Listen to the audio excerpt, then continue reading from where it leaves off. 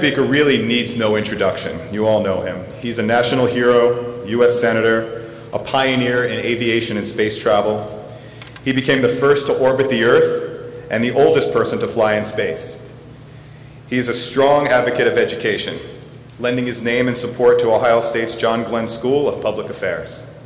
It is my sincere honor to introduce to you Senator John Glenn for some remarks.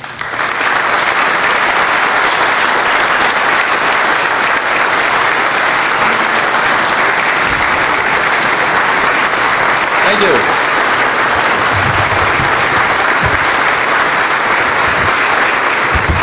Thank you all very much.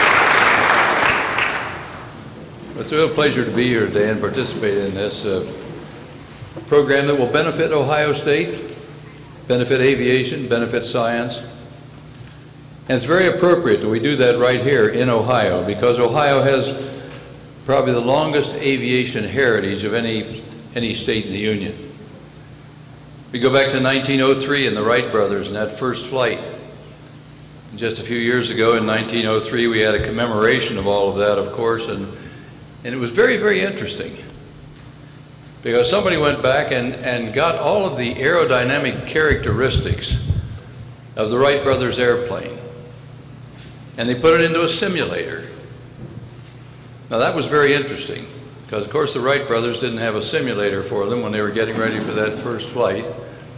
But this simulator was made up as near as it could be like a modern day simulator for training fighter aircraft or space or whatever, with a picture out ahead of what you were going to fly into and the whole bit, except it was done on the characteristics of the Wright brothers airplane. And I had the pleasure, and probably some of you flew that thing too, or tried to fly it. There's one thing you learn. I think it's a wonder the Wright brothers ever lived through the thing, because the aerodynamics of that airplane were divergent. You study in aerodynamics, of course, about the roll, pitch, and yaw, and divergent and neutrality and all of this sort of thing. It wasn't neutral. It was divergent in these different places. And how you tried to control it was something else too. You know, he lay on the lower wing and had an elevator control up here, but for aileron control that you roll the airplane with, that was a yoke around his hips. And if he wanted to fly to the right, he slid his hips over that direction. And that pulled wires on the trailing edge of the wing and warped the trailing edge of the wing so the airplane would fly to the right or left. Now, I'm glad that we got away from that control system in aviation early on. Can you imagine a 747 pilot on final trying to control the airplane? But it was fascinating, and that we go back a long ways in our aviation history in this country. But we did a lot of fast advancing too from those days of 1903. And it was only about 15 years later, during World War I, we had actually developed airplanes that would actually fly and do things. And they were first used in France in the war there, where airplanes were used for observation. And the story goes that the pilots would fly by each other and they wiggle their wings and say hello and wave to each other as they went by on their missions. And then one day somebody loused the whole thing up by taking out a .45 and firing at the other airplane. And from then on it was what kind of armament you could put on, and the aviation as a weapon took place from that on. We had an Ohio person as part of that heritage also out of World War II, Eddie Rickenbacker, 22 victories there, and became famous, of course, and was famous later on. And in World War II was down in the Pacific and was in a life raft for 24 days and so on. And Rickenbacker Field, just a few miles from here, of course, was named after Eddie Rickenbacker. The transportation came along rather rapidly. And by the time World War II came along, I remember very, very well when I had orders to the West Coast, was home on leave here in Ohio, went to the West Coast, and the fastest transportation by air at that time was the old TWA, which was Transcontinental and Western Air, as its original title was. And when you went in the old DC-3, what later became known as the Dakota in the military, that the old DC-3 tail dragger type transport plane, which you've all seen. There's still a few of them flying even today. But that airplane, the most direct flight to the West Coast at that time, and I wrote this down last night because it went from Columbus, and it went to Indianapolis, St. Louis, Kansas City, Oklahoma City, Amarillo, Texas, Albuquerque, Phoenix, and LA. Now, how many is that? 7 stops, I guess, to get there, and took 24 hours, and that was the fastest trip to the West Coast.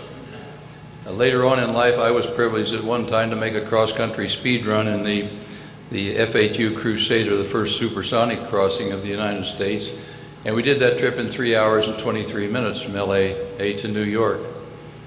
And there was a little side thing we haven't learned yet how to take care of, and maybe some of the study that will be done in the schools here will address this. We haven't learned yet how to take care of sonic booms.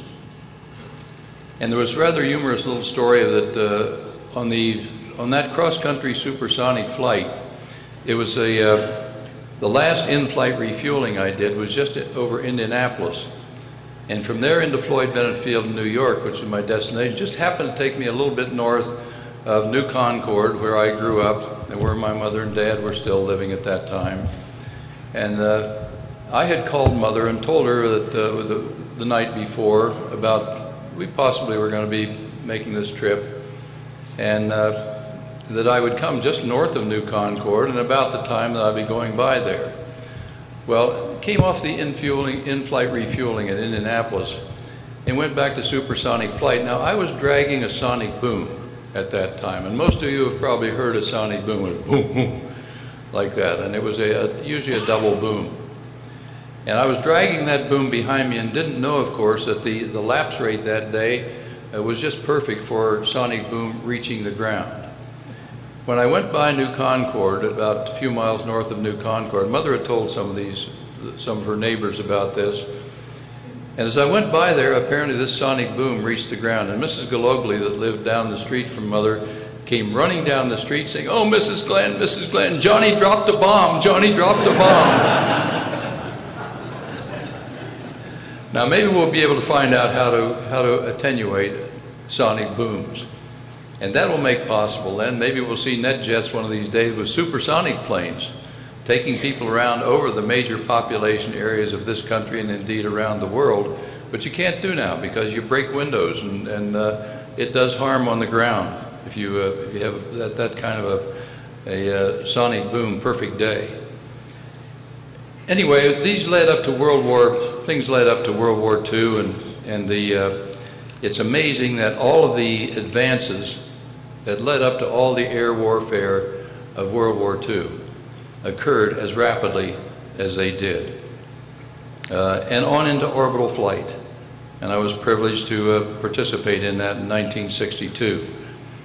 Hard to believe that it was just 66 years from the Wright brothers' first feeble attempts down there at Kitty Hawk until Neil Armstrong, another good Ohio boy, of course, landed on the moon.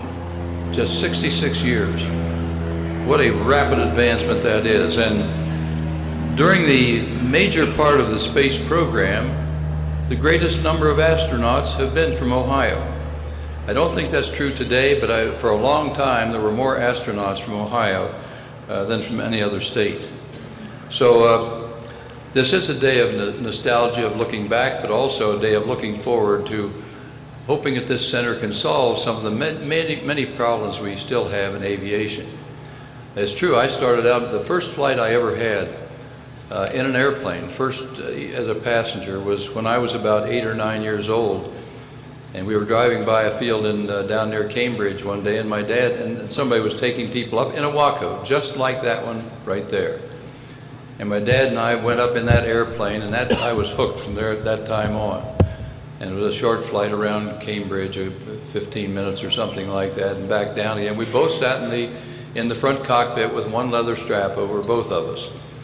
And from that time on, I really was hooked on aviation. But it led into a lot of things, and we're just at the beginning of learning how to fly now. We get the impression sometimes we're pretty good. And yet one of my favorite things to watch of all things, is a hummingbird.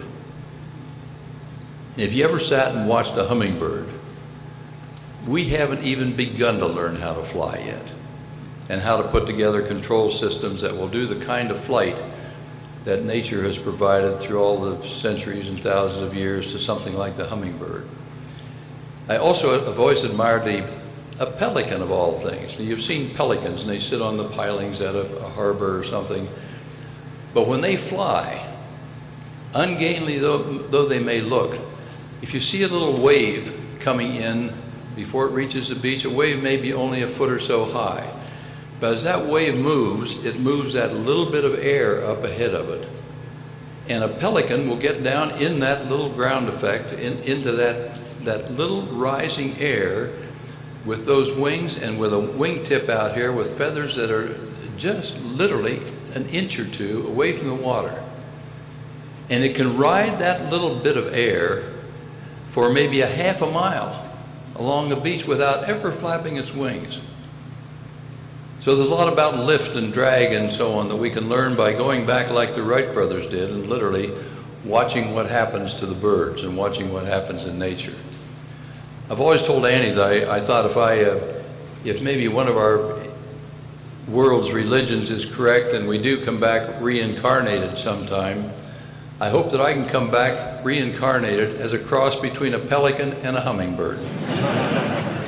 Now that gets into a little breeding problem there, I understand. I don't know how we're going to arrange that, but I thought the characteristics of those things in nature that we can observe leave us with great expectations about what we can do in the future.